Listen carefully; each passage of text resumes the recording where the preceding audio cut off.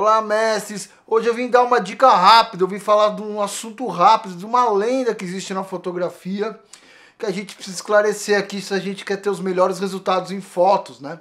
A gente vai falar sobre a perspectiva e a lenda, né? De que a perspectiva é trazida pela lente, pela escolha da lente, pela distância focal da lente. E esse tipo de mito, esse tipo de lenda, esse tipo de crença, ele acaba dificultando o nosso trabalho, né? Isso atrapalha na hora de a gente montar a nossa composição também, de acordo com a lente que a gente escolhe, né? Primeiro, para a gente entender tudo isso, a gente precisa entender o que é perspectiva, né? Dentro da fotografia, pelo menos, né? Perspectiva dentro da fotografia, ela tem a ver com profundidade, né? Ou seja, o tamanho dos elementos dentro do quadro, um em relação ao outro, né?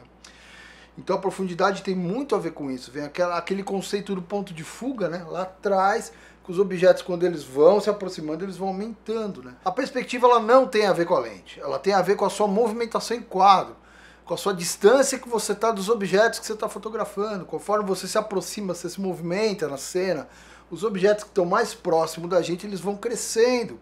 E os objetos que estão lá atrás, eles vão crescendo menos, proporcionalmente menos. Conforme a gente vai se aproximando dos objetos que estão mais próximos, eles vão ficando muito grandes em relação aos objetos lá de trás. Então a gente tem a sensação que as coisas, que os planos, elas estão ficando distantes, que eles estão se descolando. Então aumenta a nossa sensação de perspectiva e aumenta a nossa sensação de profundidade que a gente tem do quadro, da cena em geral, né?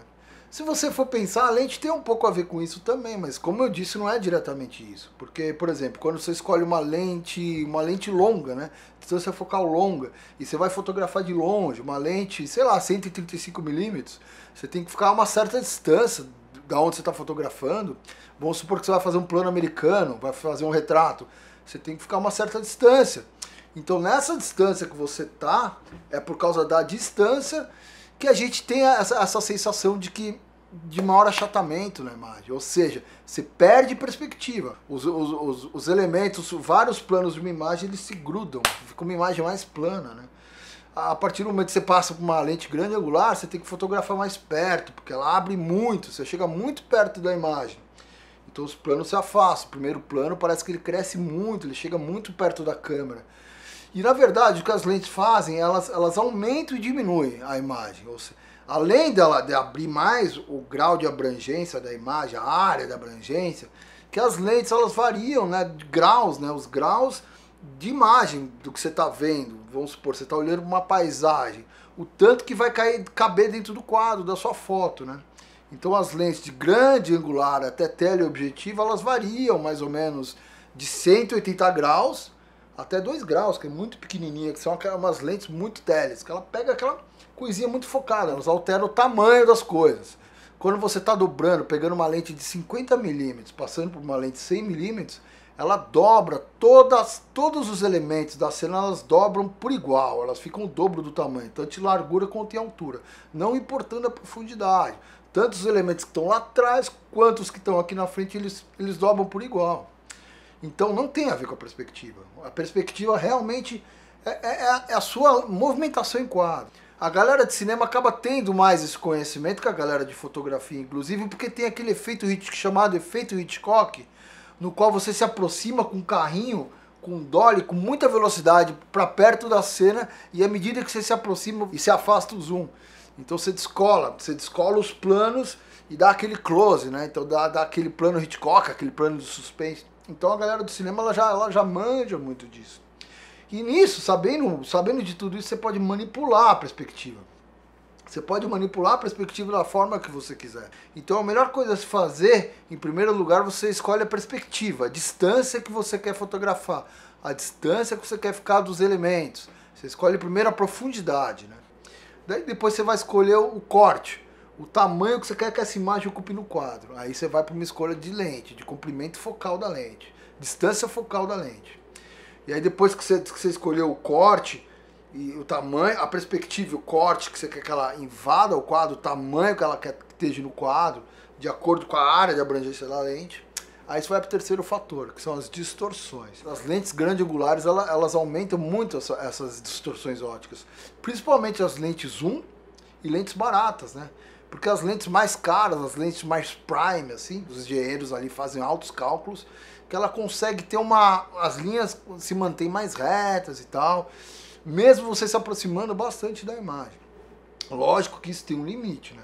Porque essas lentes grande-angulares, elas também você consegue fazer um foco com as coisas, com os objetos muito próximos da lente, né?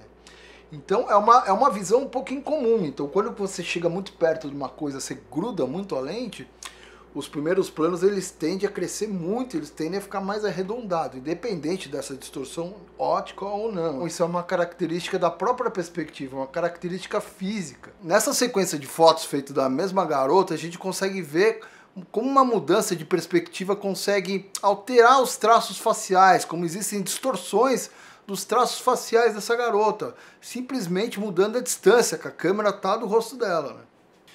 É muito interessante como a perspectiva acaba mudando uma imagem, né? Como ela altera até os traços faciais das pessoas, ela transforma o rosto das pessoas, dependendo da distância que você está.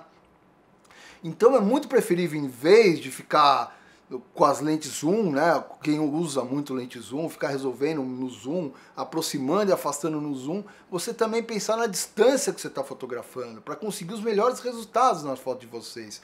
Se você quiser maior profundidade, se você quiser dar uma ilusão de profundidade, ou se você quiser achatar mais uma imagem, se você quer conservar os traços faciais da pessoa de uma maneira que ela fique mais bonita, mais agradável nas fotos, a gente tem que aprender a pensar um pouco nisso também.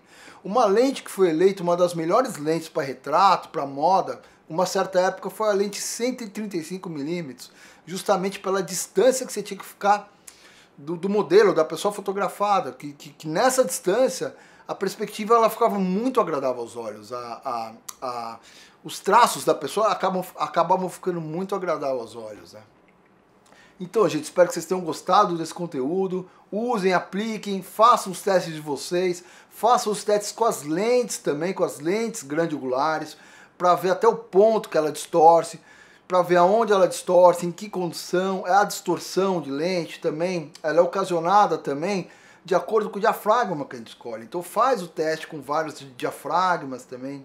Um lugar que é muito bacana de a gente fazer esses testes são naqueles azulejos de banheiro, sabe? Que tem aqueles tracinhos retinhos. Ali você vai conseguir ter maior controle e saber exatamente aonde que está distorcendo, em qual condição. Sabendo usar e sabendo as limitações dos nossos equipamentos, a gente consegue antever os problemas que podem acontecer no set e a gente consegue ter maior controle. Isso é uma coisa muito bacana da gente fazer. Se gostou, deixa o like aí, dá uma curtida, segue a nossa página e muito obrigado, gente. Vamos que vamos.